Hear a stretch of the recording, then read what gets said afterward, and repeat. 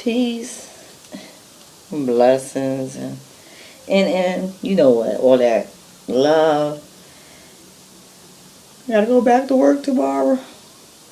I'm still sitting in my pajamas. Take my spiritual bath before I go to bed, so I can prepare myself to welcoming these kids, because I know they gonna come back in real form. But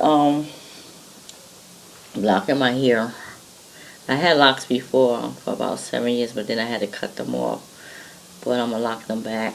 But anyway, when I'm home on my downtime, I like to read stuff that's going to teach me, guide me, learn something new, and I like to watch videos. So I came across this post. I already had learned about sexual energy. So I came across this post, and I thought it would be very, very, very important to share it. Sex, the spiritual aspect. When a man enters your womb, what type of energy and consciousness does he have? Is he bitter? Is he happy? Does he love himself? Does he love you? Is he a positive or negative thinker? When a lady makes love to you, is she blessing you or cursing you? Is she bitter? Is she happy? Does she love herself? Does she love you? Sex is a ritual of exchanging energies, thoughts, emotions, and spirits. During sex, you become a spiritual sponge for the consciousness and energy of that other person. Each pump and thrust is an affirmation. Are they draining your life force and energy, or are they recharging, healing, and refueling your spirit? Be mindful of the true power of sex. Interesting. Um, I'm reading, why is sexual energy such a big deal? Think about the last time you had really good sex. Remember the intensity of it all, the desire to have more, the electric yet blissful energy experienced during orgasm, the sense of satisfaction, balance, and peace experienced after. This is sexual energy at its best. The energy we experience in exchange through sexual desire and intercourse is potent, manifesting courage, imagination, motivation, happiness, confidence, and creativity. From coming up with new positions to creating life, It influences us, driving us to pleasure, experiencing awful mistakes. Sexual energy is powerful. This is why sex is such a popular activity and a subject of many religious and spiritual texts. And then they go on to say, can sexual energy be exchanged? This exchange can happen through any type of sexual contact, from the touching to the actual intercourse. Intensity of the energy exchange increases with orgasm, which is the time where we can physically feel our chi or life force energy flow through our bodies. Sexual energy can also be transmuted and applied to other areas of life. And then they tell you to see the section below for that to explain further. Ensure that when you have sex with another person, she is spiritually and energetically aligned with you. Sex with this type of partner can result in exchange of energy that provides what our soul needs and results in energetic stability between partners. It inspires us to be more opening and clearing the chakras and waking our Kundalini energy. Kundalini energy. I hope I'm saying that right. When having sex with someone not spiritually aligned with you, you may find yourself feeling drained after a sexual encounter, as your spirit has depleted of your child with no transfer of energy from your partner. Your thoughts will likely be negative and heavy until clearing techniques are used or the effects of the exchange wear off. The effects of sexual energy exchanges, whether positive or negative, last anywhere from 2 to 3 weeks. Casual sex, and 2 to 3 months, a deeper bond. And that is so true, because when you have sex with someone where you have a strong bond with, you don't have to have sex with them for 2-3 months. You'll be okay. But if it's casual, 2 or 3 weeks. Besides ensuring that sexual partnerships are spiritually beneficial, we can further enhance sexual energy through the use of a few techniques, include sexual meditation, tantra sex, and other techniques. And then talk about harnessing that energy, allowing sex energy to expand within you. Be aware of it circulating throughout your body. Remind yourself of the raw, intense energy you feel coursing through your body during and after sex.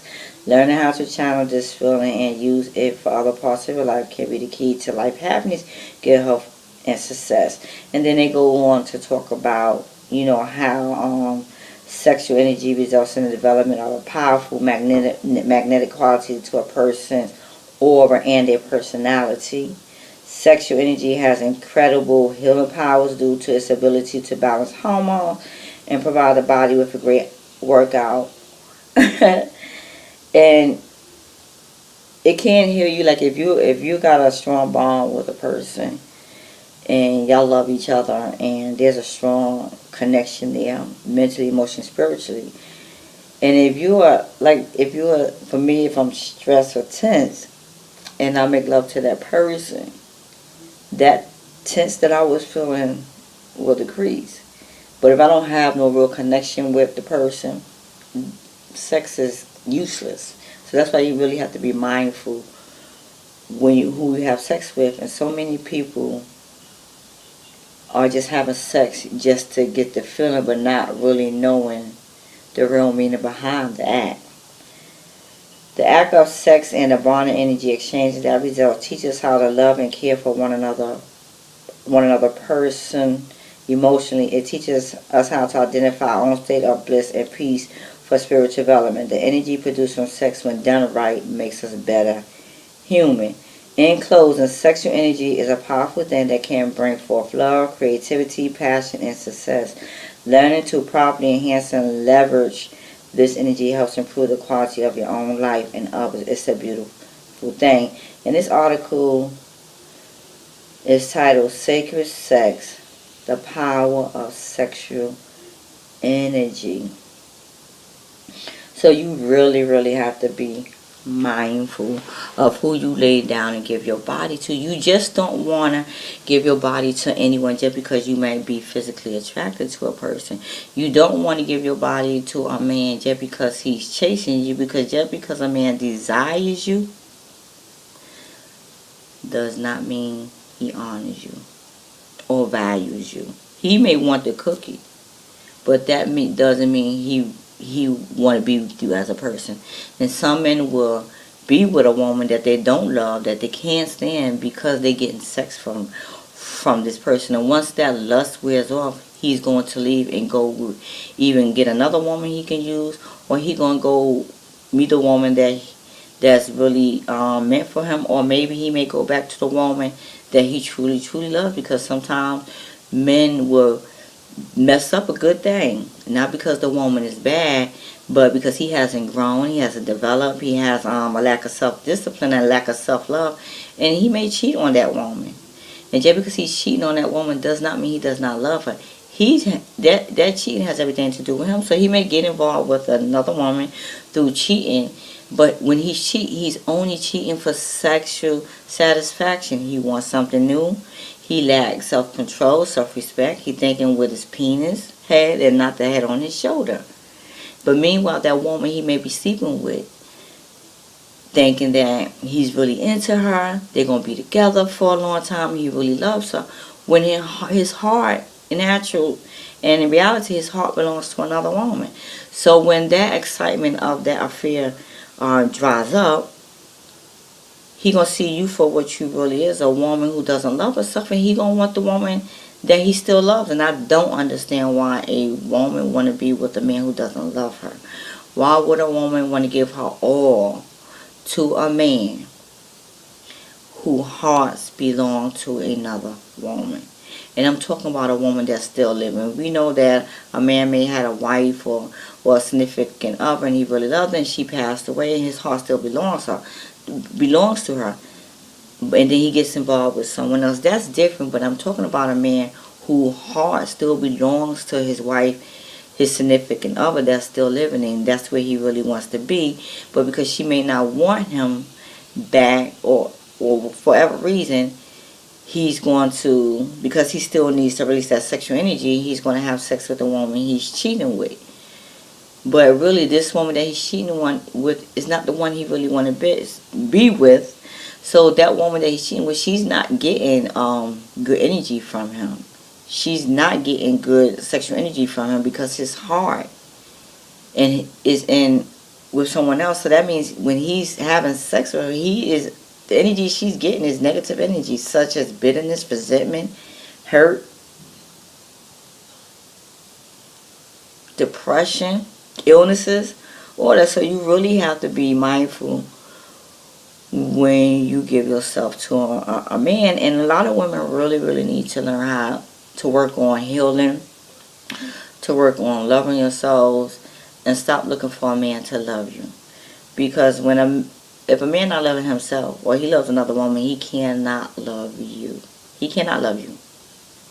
I don't learn so much about relationships. I'm not a relationship coach, but even during my separation from my husband and all the anger, I could not even give myself fully to someone that I may have been dealing with through that separation, because my heart has still belonged to my husband. So that's why you have to take time from being involved with someone so you can heal and grow, because that sexual energy is nothing to play with.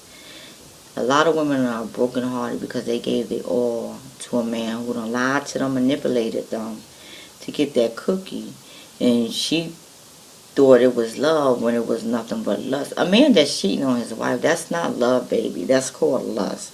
And it's fun, and it's exciting, and there's a rush in the beginning.